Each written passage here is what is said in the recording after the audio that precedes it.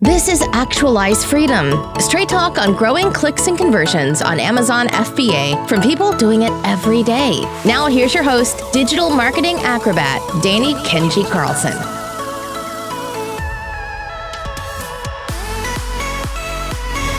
Today's episode of the Actualize Freedom podcast is sponsored by the new e-commerce podcast, The E-Commerce Leader, giving big thinking for small business. It's designed for e-commerce leaders eager to grow and protect their business. It's co-hosted by Jason Miles, Shopify store owner and educator, and Michael Veazey, an Amazon specialist. Just search for The E-Commerce Leader in your favorite podcast app and subscribe today.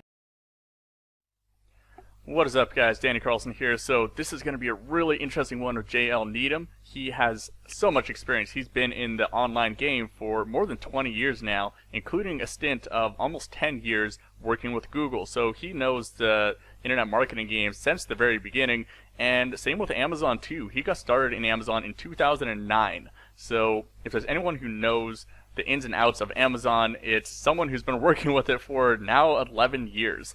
And this is going to dive into the different business models, not just private label or retail arbitrage, where a bunch of people know, but he's been testing different business models on Amazon for 11 years now and has many different income streams coming from Amazon. So this wealth of knowledge, JL Needham is going to share with us what has been working best for him and what continues to work in 2020. What is up, guys? Danny Carlson here with the Actualize Freedom podcast, and today we're going into the details with an e-commerce veteran. This is going to be some really interesting things that it's going to be a bit of a different episode. So JL just has a very diverse background, and we're going to go into different angles instead of just some typical private label stuff here today. So the first thing I'd like to ask you, JL, is tell us a little bit about your background in e-commerce and Amazon in general, because it's a lot more diverse than most of the people that come onto this podcast. Yeah, that's right. So I've been in technology for 20-ish years now, worked for an Adobe company for a time, and then for Google for close to a decade. And it was while I was at Google that I got invited to a webinar for this new Fulfillment by Amazon program. This is back in 2009. Watched it, saw the product manager introduced it, and knew right away this is gonna do things. And so I began moonlighting while at Google, building an FBA business. So that's my background overall. And how did that go back in 2009? It's a very different landscape than it is today. 11 years later, Amazon is one of the biggest companies in the world, and is just is growing at an exponential rate. So, what was it like back in the early days compared to where it is now? So it was great and terrible at the same time. What was great was that there wasn't the competition that we now know. Nothing like it. You could just, whatever you chose to do, it was wide open. The demand level was commensurately lower as well. So you wouldn't necessarily move the volume that you can now if you can carve out, a piece of the Amazon space.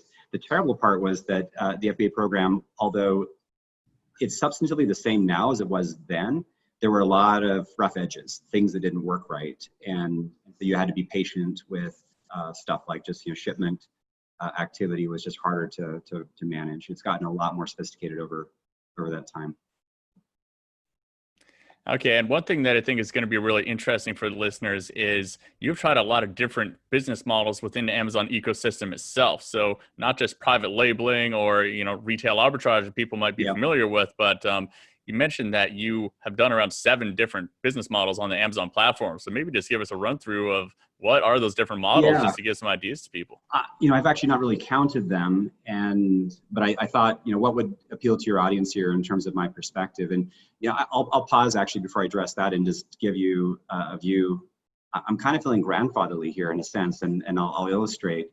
In my career, I think of me as like a Forrest Gump of the internet. I've interacted with, worked on a project while at Google with Vint Cerf, who was the co-creator of the internet protocol. So we type in HTTP IP, that is the protocol he created. So I worked directly with this dude who made what we know as the internet. While giving a presentation at a conference in Washington, D.C. years ago, I got heckled by Sir Tim Berners-Lee. He's the inventor of the World Wide Web. And that was a bit of a trip to discover later that that's who was yelling at me he was angry about something with what Google was doing. I worked Rather, I presented to a Senate committee alongside Jimmy Wales, who invented the Wikipedia, created Wikipedia. And while at Google, I worked with the founders there, Larry Page and Sergey Brin, and other, lesser celebrities of the internet. So by virtue of, hearing from me here, your listeners, and you're one degree of separation closer to the people who created this thing that we know as the internet on which the Amazon ecosystem operates. And so it's from that perspective, having talked to the people who actually thought this thing out, that I can offer a bit of wisdom. And that first bit of wisdom I would share is to disagree with the assertion you hear in kind of entrepreneurship talk that you should do one thing and do it well. That is accurate. Like your core business, the thing you're putting the majority of your time into should be your full focus, and you shouldn't, slack anywhere there. But I believe strongly in having a minor. So you have your major that you study in college if you're done a conventional college degree program, and then you have your minor. And it's very important, I think, to have that second thing that you're tinkering with, that you're giving some thought to, because in the Amazon space, your listeners who are newer to the space need to know this. In 2 years' time, whatever's working now won't be working anymore. It's going to turn right out of your hands. And so you need to have that next business model, or the next product that you're going to release, the next marketing tactic that's going to drive your business in incubation constantly. And so that's why I would say, based on my experience, consider every option outside of private label, within private label, in arbitrage retail, if that interests you, or even brand development. You're getting into core brand development and all the work that entails. That makes sense? Yeah, absolutely. And I would just like to echo that too. I think that it's something that any company can really learn from software companies. Like software companies, this is very common practice and common knowledge to just constantly be innovating and constantly really be competing against yourself, so to speak, because software moves so quickly that if you're not constantly trying to disrupt your own business model, then your competitors will do it for you very rapidly, right? But this applies to any business model now. Like in today's business landscape, things evolve at a much higher rate than they used to 25, 30 years ago, right? And even traditional business models, like I have the agency, Kenji ROI, and even the digital agencies are getting disrupted at like triple or quadruple the speed that they were 25 years ago. And so I think it's important to set aside a certain budget of your team's time, or your marketing budget or something like that, to just be tinkering, like you said, just like looking for things, trying to make a few base hits. And a lot of that money will not end up working out, but the upside of that can potentially be massive. So I really agree with what you're saying there.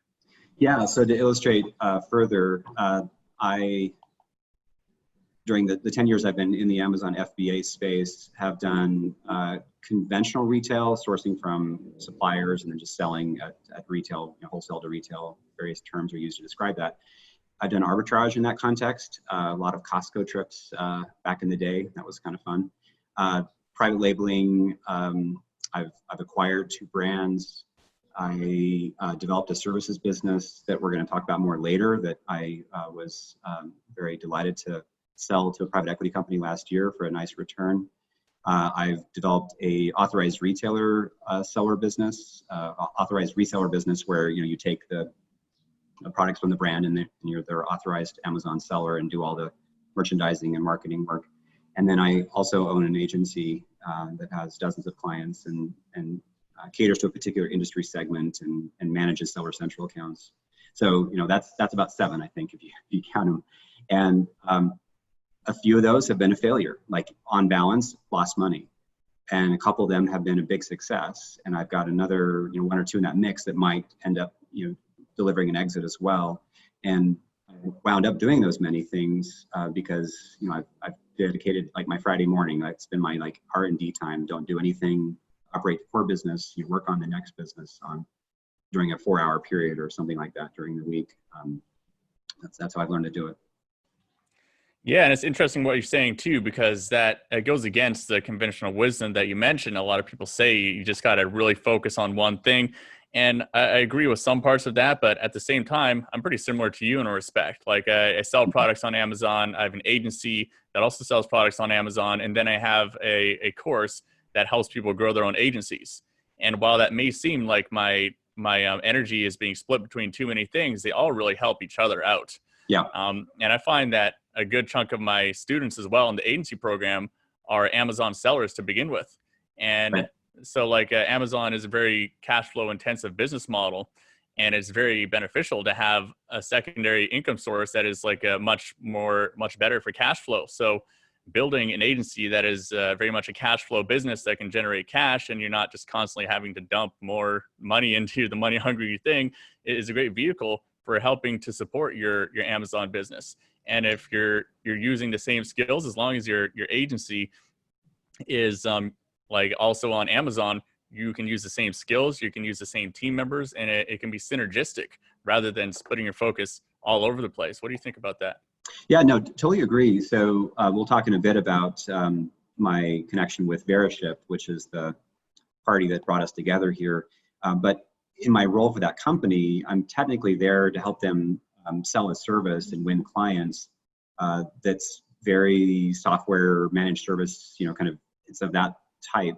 But my knowledge of how to be an Amazon seller is more valuable to the company, meaning I can understand the psychology of being a seller and the challenges you face. And so by virtue of having pivoted into this other business, I can draw upon the expertise I developed just being, a workaday retailer in the Amazon space. So yeah, by diversifying, you can draw upon the effort, the dollars you may have lost doing one thing, you can then turn into something valuable in another business model. Awesome. So to kind of recap on that, what do you think? What do you recommend to sellers who maybe they have one income source, and like what percentage of their focus or their budget should they be allocating to trying to do something synergistic? Well, if it's just at the concept stage and you're tinkering, you do need to maintain that focus on the core business. So, in a 40-hour week, I realize some of your listeners are the 4-hour work week people, so that's even harder math to do. But in a 40-hour week, 15 minutes for the new business this week. That's right, 15 minutes. So yeah, 40-hour week, you dedicate that Friday morning, those 4 hours, or whenever you're high energy and kind of imaginative, which could be the weekend actually. Dedicate that time and do it. If you are at a point of being able to execute and it becomes, a potentially cash flowing business, then obviously you can move your time allocation from. And if I look back at my 10 years in the ecosystem now, like it's just been a constant cycle of, oh, let's try this new thing. Okay, a little bit of time. Okay, now it's getting somewhere. All right, I'm going to push aside the core business. Here's the new thing. And so you can, I think, move in that cycle. Why is it that this is the reality in the Amazon space and maybe not in the broader economy? It's because of how Jeff Bezos's kingdom runs. It's just a place of tremendous disruption, and the pace at which programs, new products are developed at Amazon, which is a lot like the Google I worked for last decade, is such that it forces all of us to move at a different pace. And that's the reality. Don't think that the rules of the rest of the economy apply in the Amazon space. They don't. You have to be moving faster. The cycle is 1/4, let's say, of the cycle elsewhere. Yeah, that is the thing that stresses Amazon sellers out more than a lot of different business owners. But that's the reality. You got to be staying current. You got to be constantly looking for what's working now. And another interesting thing is, in your experience, you have kind of seen the transition between very offline focused businesses straight to the world of online, and how that's really changed the work environment, and access to maybe cheap overseas workers, or just access to talent in whatever country they may be working in. I'd love to hear your opinion on what you should be doing yourself and what you should be outsourcing to other people, and how, especially coming from someone who's seen how the workforce has changed into more of like a much more open market where you can get someone for $3 an hour in the Philippines potentially for something. Yeah. Well, I think of offshore workers in this dimension, but less than I do software. It is the case that 2 of the businesses I'm attached to employ probably 40 people in the Philippines and India. So I'm totally into that way of diversifying your talent and achieving cost savings. but I think about software as being a more important decision in this setting. And when you're developing an Amazon business or any business really, I think it's critical, just absolutely critical, to not delude yourself into thinking that if you do everything yourself, you're going to save money. Like you're not going to have to pay other people to do stuff, and that's just and you're going to have control, and you're going to understand the inner workings of your business. That is, to me, an absolute falsity. Like I've run businesses that way, where I was very much in control of everything, and then I've run businesses very loosely, where I'm trusting people that I do trust to handle matters, and also choosing software tools carefully and letting them do their thing. And I've definitely seen more success in the latter. In fact, the Valence business sold to Veriship. Again, we'll talk more about that. I never actually was an operator of that business. I spent 5 to 10 hours a week supporting the general manager of the business, looking after some of the work of the team, helping in particular with like the sales process, winning clients. And that's been my probably my most successful venture in the Amazon space, meaning I wasn't actually doing it. I was just like shaping it and helping it get on the right track. And it's been more successful than stuff that I was spending 50 hours a week, focused on. So again, on software, what I would counsel here is that if something that your business needs to do can be done by a mature software tool, and maturity for us today, I think, is a software as a service, so you can subscribe to it online. It's not something you have to bother with installing, and it costs less than $100 a month. Like that's another sign of maturity. If there's such a thing, for example, the accounting you do for your Amazon business, A2X, if that's there, there's no need for you to be doing that. And if you are really unwise, because you're competing with robots, and robots will always beat you. They can operate much faster on weekends and otherwise. And so as you look at your business and decide how you're going to spend your time, the first thing you decide is, what are all the business processes that can be performed by software that cost less than $100 a pop? Okay, all those things are now outsourced. I'm not going to be bothered with those. I'm going to focus on where me as a human can differentiate, where I can see things, a pattern that no one else can see, where I can put in the hard hours of designing or conceiving a marketing program or a product. So as you can tell, I'm kind of passionate about this problem, because I've made the mistake of not trusting software in the past. And where I have, it's just really proven quite profitable for me. Yeah, well, let's talk about that for a second, because I think I've fallen into this trap as well. I think a lot of people, they look at the cost of the software, and then they look at the cost of either doing it themselves or getting a virtual assistant to do it. Mm-hmm. So like you said, you're competing with robots. Software does not make mistakes. If you set it up correctly, it right. will be 100% accurate, 99.999% of the time. And the value of that is more than a lot of people realize. So like, let's say you trained a virtual assistant to do it, and they made one mistake a month. Maybe that one mistake a month is going to cost you double that extra $100 you saved that month, or right. something like that. Right. And then also there's the cost of having to manage that VA. And if you lose that VA, if they go somewhere, you fire them, then training another one and getting that in. And that's a lot of bandwidth and a lot of things that have real value. And people don't assign as much value to that as I think they should, as well as their own value a lot of the time. Yep. That's probably maybe the most common trap that newer entrepreneurs fall into, is just not actually valuing their time what it should be, and just like, oh, whatever, this will take me 5 minutes, but something that takes you 5 minutes a week, every single week, that's taking your bandwidth away from what you're saying, the more creative things, the things that are much more valuable to spend your time on. It doesn't take too many of those added up together to just screw your focus to the point where you're starting to miss little things and things are not getting done that really need to get done. Absolutely. And now that we've both made that declaration, I need to qualify it a bit. There are business processes for which a given software tool may not be the right answer. And there are time costs involved in both implementing and then maintaining a software. So it's not, without its downsides. And I'm just now working on a software, a reporting service for the agency clients that I mentioned earlier, with a technical team there. And one of the decisions that the project lead has made, and I totally support it, is that we're not going to use software over here because actually a virtual assistant would be more reliable. And the software is going to break because Amazon, in this case, will change their cookie, whatever, or not, their captchas will get in the way. And so it's not as black and white as, just go for the off-the-shelf SaaS tools. It's consider them first, look at a virtual assistant, look at your own time, and then blend it all together into a perfect soup of ingredients. So to be thoughtful, but believe in the software tools and give them the first option to run your business for you. Yeah, I'd like that methodology for sure. I'm curious to hear what you think about, like, do you have any general rules for outsourcing? Like, do you like to always create a process and test it yourself first before handing it off? Or do you think it's sometimes also a good idea to just hire someone who knows what they're doing instead?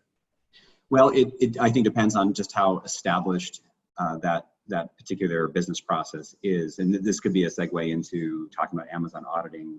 So I'll just go there. So the Amazon FBA program is very mature now, 10 years old, plus, I think 11. And Amazon runs it well, but it does have errors, meaning they make mistakes, the Amazon associates and the robots that run the program. And that's been the case now since the beginning. And so there are many services that have been in the business for years now of isolating those errors Amazon makes and addressing the issue with Amazon and getting the money back for the seller in question. So this is a case where it's not that, I think, useful for you to do it yourself and to prove that you can do it. It's actually more useful for you to evaluate the candidates out there, the service providers you could hire, what they deliver, what the cost is, and then just pick the best one. Conversely, I'm becoming familiar with a new marketing tactic in the Amazon space, editorial, sorry, I can't remember the name for it. Like, there's a new content type that you can create, and there's just a few people out there doing it. That is a case where it's not established, the cost side of it's not fully baked yet, and its effectiveness is TBD. There you should go in on your own and figure it out. And if you do it yourself, excellent. You should probably save a lot of money. But 5 years from now, that won't be the case anymore. There'll be probably a menu of options and service providers who've gotten really very competitive about price. So consider the maturity of the tools that you're considering for the business problem. Are they truly out of the shelf? They've been around for a while and they can be integrated smoothly, or are they early stage and some features aren't yet that well baked? And anyway, you get the idea. Yeah, so I think basically what you're trying to say is like, how sure are you that the investment is going to work out and be a good investment? Like in the case of the Amazon audits, it's very clear, it's well established. If I choose A software, I'm going to get B result. And it is pretty clear what that looks like. But then again, with the Amazon editorials, and for those of you who don't know, you can go into your Amazon ads account, and I believe it's in the storefront tab. You can go ahead and submit basically like a blog post that's going to show up on your listings, but also competitor listings. And it really hasn't been established if that's even that effective or not. There's really poor tracking in place of like what actually, if it's actually working or not. Right. So yeah, so what you're trying to say basically is it would be kind of foolhardy to just pay someone a couple $1,000s and just like, oh, see if it works, because how do you even know if it works? You don't really, it's not established of like if it's even worth doing or not, right? That's exactly right. So just consider the maturity of the tool. So I'll pick on A2X again, the Amazon accounting integration tool that you can use for your accounting software like QuickBooks. Very mature, thousands of users worldwide, integrates with everything. That's a no-brainer. Not too expensive. The time cost savings is substantial. So that's easy. Awesome. And then maybe talk a little bit more about the whole Amazon audit process with Veriship. I mean, firstly, I'd love to hear just a short background about how you did end up selling the company to Veriship and kind of what that whole process looked like. And then like what actually is the main benefit of using a software like that? Yeah. So it was a few years ago that I learned of a program at a nearby university where I'm based here in Salt Lake City, Utah, to basically rent some grad students to work on a business problem. And I had been observing several we'll say, opportunities or existing services in the Amazon space, less mature tools, to go back to our line of discussion there, and wondered if perhaps I should invest in developing one of those tools myself, building a service. Again, I was in the R&D mode, spending my 4 hours, a week, conceiving my next venture in the Amazon space. And I lined up with the program, and 4 grad students, a bunch of sharp young guys, and I believe it was 3, maybe 3.5 opportunities or business models I presented to them and asked them to validate them. And so they spent a few weeks looking at who's doing stuff in those areas and what the challenges would be from a software development perspective and what the opportunity was. And the one that rose above was an Amazon auditing service. At the time, there were a couple of parties out there doing it, and I had been involved with a couple businesses that were using one of them, so I'd seen them in action and could tell they were doing good work, but wondered if there could be some improvements to it. So we chose that one and commenced development of a software platform to address this problem of Amazon's errors in the FBA program, the cases where they lose products, damage them, incorrectly calculate the fees that they charge. And so we developed a service, and I began pitching it to my friends in the Amazon space, and they all embraced the service. And there were actually a few early clients who really helped us think through how to best deliver the service, where the opportunities were. And then I put together a team, and software engineers, sales team, general manager. And this is the business I described earlier, where I wasn't actually directly involved, but I was behind the scenes and coaching.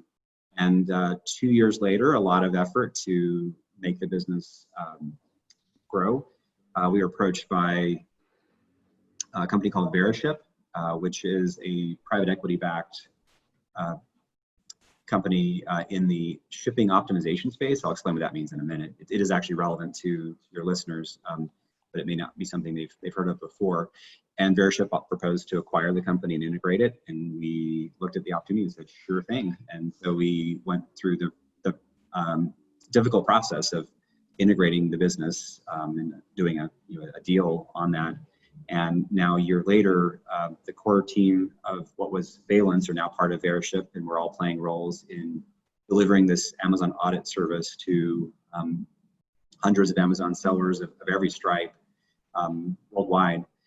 That helps them do what I'll describe further in a moment. And it's been a great experience seeing what happens when there's a lot of capital, the private equity company that can drive software development and service delivery and service development, and what it's like to put 2 companies together.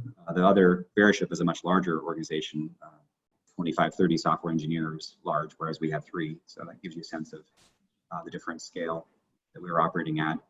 And it's a strong signal of the maturity that's now reaching the Amazon space too. We're not the only to have been acquired like this. There have been a number of equity events in the last year that I'm very aware of. Now that I'm in the kind of circle, we all talk to each other about it, and there'll be more. There's more money coming for Amazon services that are creating value, and so your listeners who are relying on various software services, they can expect those services to get stronger, better, because there's going to be capital to grow them. That makes sense? Yeah, no, and absolutely. And you're so right about the Amazon space right now. Amazon is growing at such an exponential rate that, my agency is also in the business of selling services to Amazon sellers. And we've just seen crazy growth over the past months as e-commerce in general has just taken off in a huge way. And I think that what we're seeing too is a lot of offline companies that really were they hadn't had a real reason to pour resources into e-commerce. They're doing very well in other categories. They're just kind of forced to take a look at it now, and they're all taking it seriously. Like, we've been approached by much higher percentage of people who are not yet on Amazon who just realize, like, okay, we can't ignore this anymore. Now's the time to get going on Amazon. Have you been seeing similar things with Veriship? Absolutely, yeah. The pandemic has fast forwarded the e-commerce industry by 3 to 6 years. It's just forced players who would have taken their time to do what they're doing now to really get on the case. And it's unfortunate for them because the resources to support them are not necessarily there. Like it's causing a squeeze on many companies to provide the service for these latecomers. But it's encouraging. When your industry matures, it means that all boats are rising. It also means that if you're not as competitive as you could be, you're going to be forced to up your game. Like that, more capital and more players means more competition. So more about this Amazon auditing, just to give a perspective on the technical aspects of it. It's likely that most of your listeners are aware of this, that they've seen weirdness in their Amazon reporting, like a notice, an email from Amazon saying, hey, we lost these units, you've been reimbursed $33.15 or something like that. And so if you're running a business of some scale, you've seen the cracks in the wall of Amazon FBA.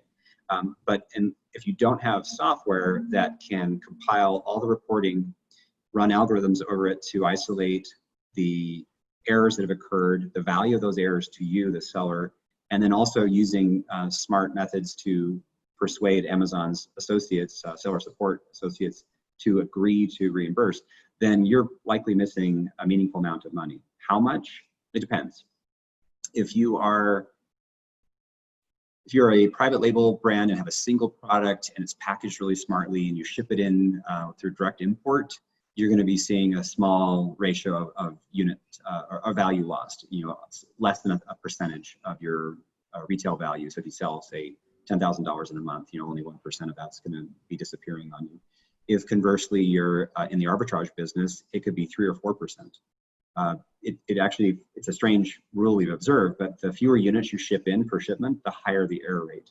Now, it's not that the errors all occur during the shipment receiving process, but it just creates a pattern that then runs through the Amazon network, that those smaller unit counts are going to cause Amazon to make more errors. So what are those errors? They make a variety of errors at the point of receiving a shipment. Like they'll get, say, 4 boxes of 24, and they'll just not count 24 of those 96 units, and just disappears. And that can be visible to you in your shipment reconciliation tool in Seller Central. But then after that, stuff can go wrong that is just not as visible. They can damage a unit, and it'll get recorded in your reporting, and there it sits, this unit damaged. And you may think that Amazon's just going to say, we now owe you $17 for that unit based on the buy box price for the product minus X%, but they don't. They don't automatically reimburse in many cases. To get that reimbursement, you have to identify that, value it, present the case to Amazon, use the right terminology so they'll understand your request.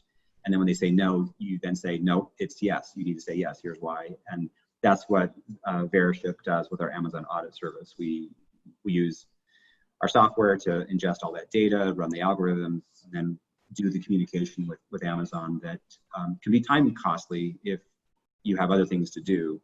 And that's why many Amazon sellers rely on us to do that. But I should say, just so I don't sound like I'm just selling the Veriship service, there are many others who do it. If you are a Helium 10 user, they have a service that also enables this. You do, in that case, have to do your own communication with Seller Central or Seller Support. So there's a time cost there that you have to budget for. And then there's Refunds Manager, the original business, the one that I referred to earlier that I'd seen in action. They're going strong, 8 years, I think, into the business. So there are many choices out there, and there may be one that's a better fit for your particular business as an Amazon seller. The reason that I would suggest you consider Veriship is this talk of shipping optimization. If today you are running, say, a Shopify store or developing sales in another channel, or if tomorrow you intend to, Veriship can be an interesting partner because our core business is actually over there. It's auditing UPS and FedEx and DHL, and soon we'll be offering analytics around USPS, so that you can understand what's going wrong in those relationships, get the money back that's owed to you by, say, FedEx. Again, whether that's today or your ambition is to launch a business that involves fulfilling orders directly to shoppers, or if you decided not to do FBM and not FBA on some of your assortment.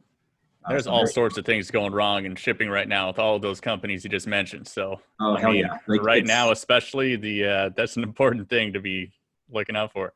Yeah. So in summary, there are various players that provide this audit service. One that is, back to my earlier definition, it's an off-the-shelf, mature thing. No need for you to be spending your time on this. You should recruit the right partner to run this for you. Just pick the one that matches your business today or your business tomorrow. Veriship's attractive if you expect to be multi-channel, or if you just like the sound of what I'm saying. If I sound trustworthy, then that's one reason to consider Veriship as well. We do have a strong commitment to precision in our software. We're very conscious of Amazon's policies related to how you communicate with them about reimbursements. They do have some rules here that you have to obey. And in the 3-4 years running our business, we've never broken the rules such that there's been an issue for any of our clients. And so that's a factor to be calculating. But anyway, I'm obviously very passionate about what we do and the value of it to our clients. Yeah, and so just so people would have a better idea if it's a good fit for them, one thing I think is interesting, correct me if I'm wrong, but your pricing model is based off of a percentage of the fees that they actually get back from Amazon, right? So there's not really any risk to operating with you guys. And like what kind of numbers? Most of the listeners here are going to be selling in private label, selling their own products. So like what kind of just like some nice round numbers, if they have X amount of revenue, what can they expect back roughly? Yeah, sure. So there's a fancy term for this, by the way. I learned when we integrated with Veriship, it's called a gain share. I always knew it as a revenue share or rev share. So when you get money back from a party that you're owed and you split it with the partner who's winning it for you, call it a gain share. So Veriship's gain share ratio is 25%. So for every dollar that we win for a client, we invoice for 25 cents and they keep the rest. It's a pretty fair deal if you think about, see the work we do, it's a fair deal. So what would it look like to a seller? Let's go with the example of a $10,000 a month seller, so doing 120K a year. And that's the level at which this becomes like a necessary piece of the business, I would say. Even smaller it does, but at that point, it's a good match for us and for our client to work together. Let's say that your Amazon error rate, or rather Amazon's error rate, is 1.75% of top line sales. So for every month of 10K, that represent $175 that they're losing. Is that the right math? Yeah, that's the right math. Yep. Amazon will automatically reimburse a percentage of those errors without you doing anything, and that's good news. They do catch themselves and then automatically reimburse. But in my example, I would say that's maybe about 0.75. So they're leaving a percent on the table. So that's $100 a month that you'd be owed at that scale. And so if you hire Veriship, there's no monthly fee, there's no difficulty signing up. It takes a half hour to go through the steps with us. We do involve the APIs. We tap into the data through the API, so there's that connection to make, but it's not complicated.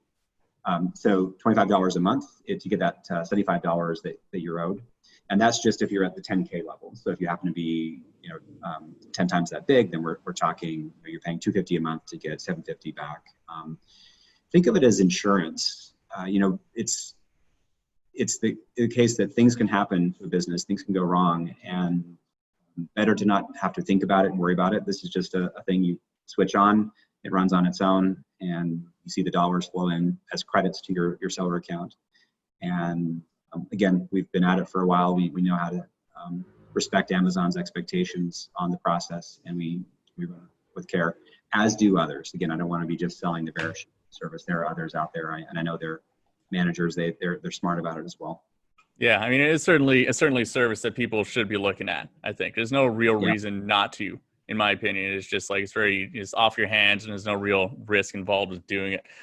Awesome, JL. Well, we're coming up to the end of our time here. If people wanted to reach out to you online or learn more about what you do, where's the best place for them to do that? So I welcome inquiries through LinkedIn. I can be found there as JL, as in John Lewis, Needham.